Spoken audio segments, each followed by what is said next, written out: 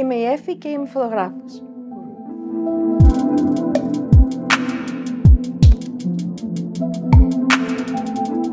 Αυτό το οποίο συμβαίνει όταν βρίσκομαι πίσω από τη μηχανή και κοιτάζω μέσα από το κλίστρο είναι το ότι ξαφνικά ανακαλύπτω έναν άλλον κόσμο.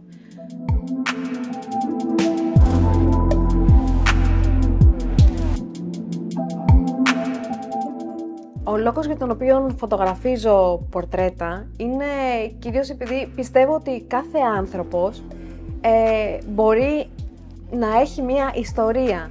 Πέρα από το ότι μερικές φορές μπορεί να είναι πρόκληση να φωτογραφείς κάποιον τον οποίο βλέπεις πρώτη φορά, οπότε ίσως να έχει κάποιες τεχνικές δυσκολίες ή δυσκολίες στην επικοινωνία. Παρ' όλα αυτά, συζητώντας, μπορείς να βρεις κάποιο κοινό σημείο επαφής, επικοινωνίας και να βγάλεις από εκεί μία ιστορία που έχεις δει μόνο εσύ.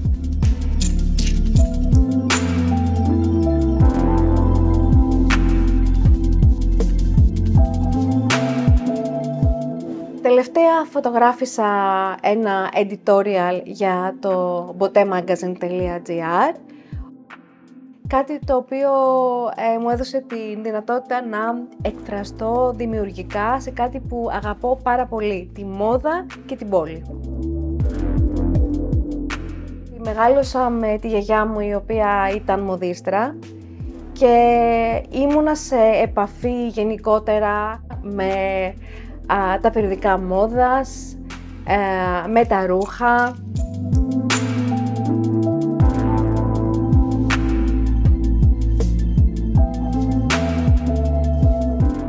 Έβλεπα εικόνες που είχαν να κάνουν με κινηματογράφο, με μόδα, με θέατρο. Απορροφούσα οτιδήποτε έχει να κάνει με την εικόνα γύρω μου.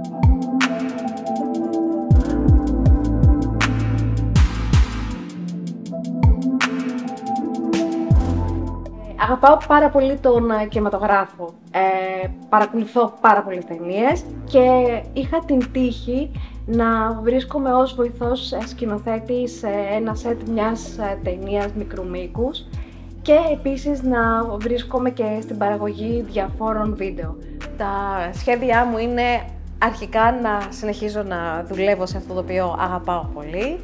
Θέλω να συνεργαστώ με καινούριο κόσμο, ενδεχομένως σε μια δουλειά η οποία απαιτεί να υπάρχει μεγαλύτερο συναίσθημα, μεγαλύτερη ιστορία σε αυτό το οποίο φωτογραφίζει κάποιος.